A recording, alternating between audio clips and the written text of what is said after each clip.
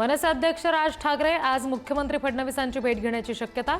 नाशिकमधील शिक्षकांच्या बिऱ्हाड आंदोलनाबाबत चर्चा होणार।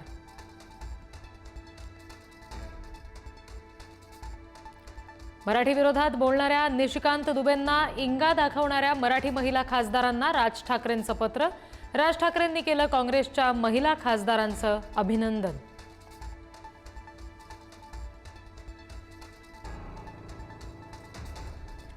रमीमुळे वादात सापडलेले कृषीमंत्री माणिकराव कोकाटे आज अजित पवारांना भेटण्याची शक्यता। विरोधकांकडून राजीनाम्यासाठी जोर, अजित पवारांच्या निर्णयाकडे लक्ष। संध्याकाळी अजित पवार यांच्या उपस्थितीत वांद्रे ताज हॉटेल इथे सर्व आमदार यांची बैठक। राष्ट्रवादीच्या गोटात मोठ्या घडामोडींना वेग, मंत्रिमंडळामध्ये खांदे पालटाची शक्यता। योगेश कदम यांच्या सावली बारवरून वाद सुरूच। अनिल परब आज पुराव्यांसह मुख्यमंत्र्यांची भेट घेणार। योगेश कदम यांना बडतर्फ करण्याची मागणी। आज राज्य मंत्रिमंडळाची महत्त्वाची बैठक। राज्यातील पूरस्थितीवर चर्चा होणार। अतिवृष्टीचा फटका बसलेल्या भागाच्या मदतीबाबत निर्णय होणार का, याकडे लक्ष।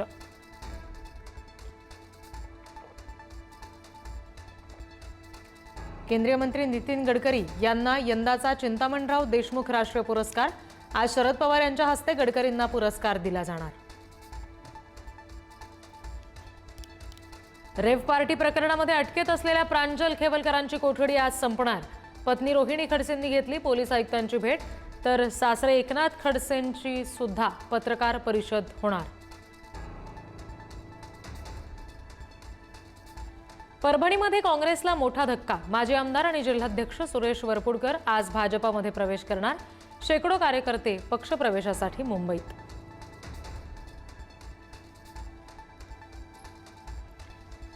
कोल्हापूरची महादेवी हत्तीण वंताराकडे रवाना। हत्तीणीला निरोप देताना गावकरी भाऊक। हत्तीणीला सुद्धा अश्रू अनावर। भाऊक कोल्हापूरकर आणि पोलिसांमध्ये मात्र राडा। पोलिसांची गाडी फोडली।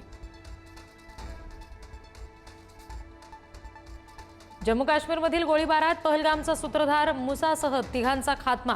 सुरक्षा दलाचं ऑपरेशन महादेव फत्ते। दहशतवादी मोठ्या हल्ल्याच्या होते तयारीत।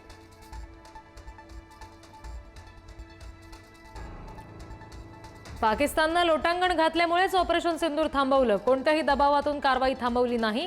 राजनाथ सिंह यांचं स्पष्टीकरण, तर विरोधकांकडून प्रश्नांची सरबत्ती।